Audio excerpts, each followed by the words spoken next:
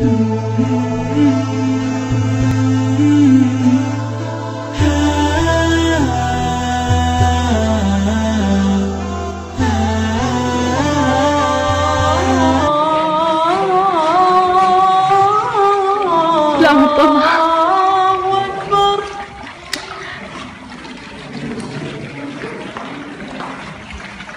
أن لا إله إلا الله.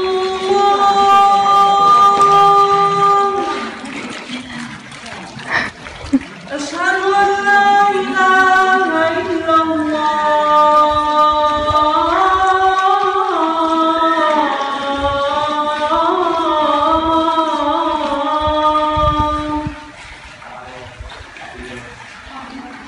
أشهد أن محمدا رسول الله.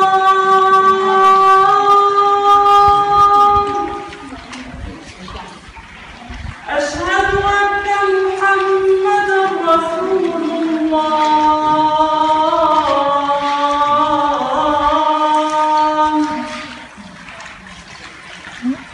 حي على الصلاة.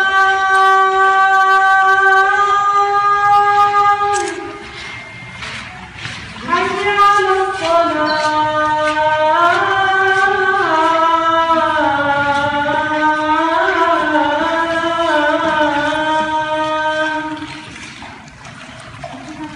حي على الفلاح.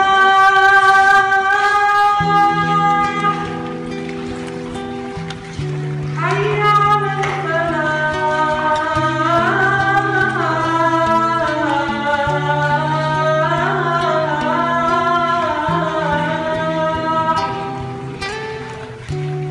الله أكبر الله أكبر. لا إله إلا الله.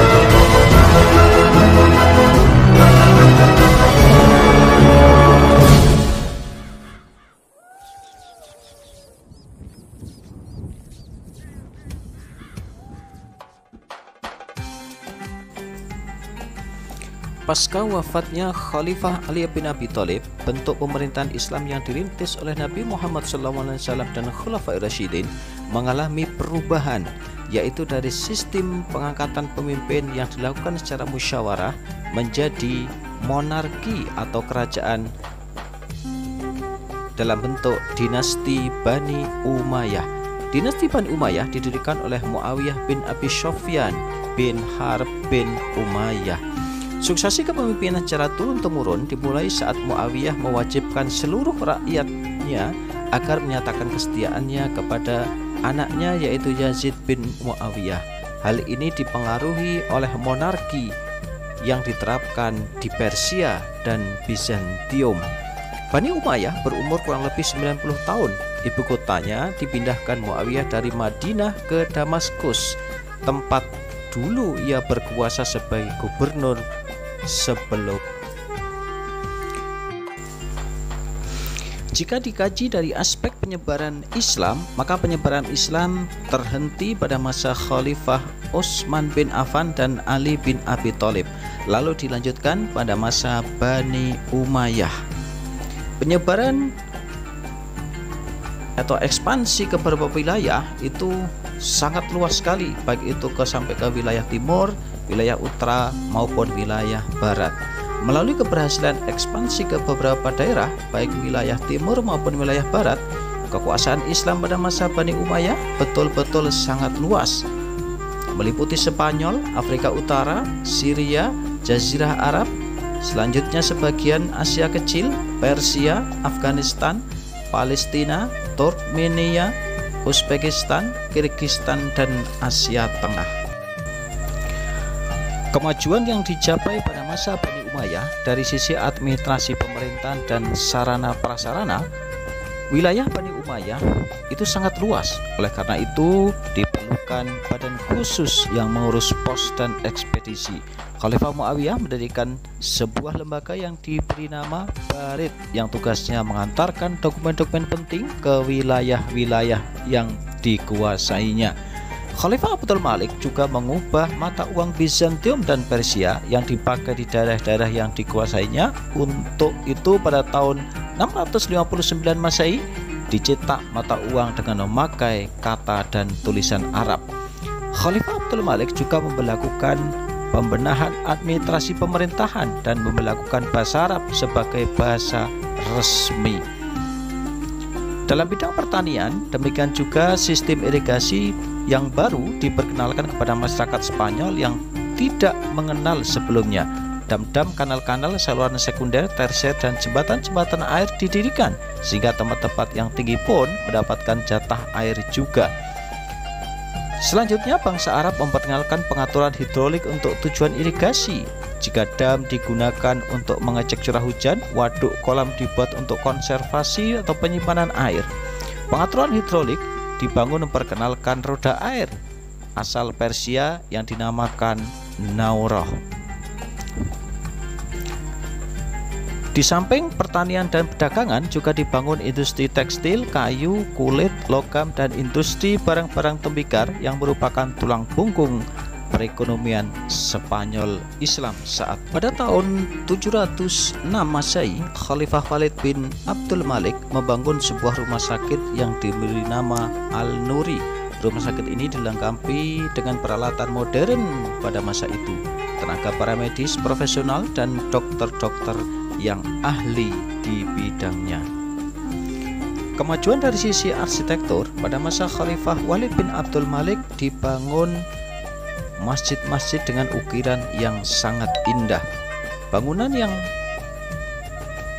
megah tersebut antaranya adalah Masjid Cordoba, Kota Az-Zahra, Istana Ja'fariyah di Saragossa, Tembok Toledo, Istana Al-Makmun, Masjid Sevilla, dan Istana Alhambra di Granada. Kemajuan dari sisi ilmu pengetahuan dan kebudayaan, pada periode ini berkembang pesat berbagai cabang ilmu pengetahuan dan ilmu agama. Seni sastra berkembang dengan pesat sehingga syair yang muncul senantiasa menonjolkan sastranya di samping isinya yang sangat bermutu. Seni suara juga berkembang dengan pesat seperti seni baca Al-Quran, qasidah, dan seni musik lainnya.